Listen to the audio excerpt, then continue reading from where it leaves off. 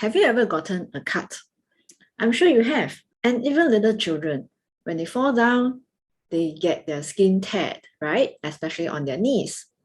Now, when your skin is cut, scraped, or punctured, they usually start to bleed. But because we have an immune system that's protecting us every second, within minutes or seconds, our blood cells start to clump together and clot, protecting the wound and preventing further blood loss. These clots, which turn into scraps as they dry, are created by a special type of blood cell called platelet.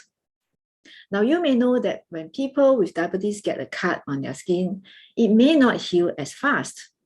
People who have diabetes also have problems with immune system activation. What this means is they are immune compromised. This means that their immune system is not functioning at an optimal level. Therefore, the number of immune fighter cells sent to heal wounds and their ability to take action is often reduced. If immune system cannot function properly, wound healing will be slower and the risk of infection will be higher. So friends, we know that immune system is really important. How are we taking care of our immune system? If you want to know more, reach out to us. Click on the link above or below.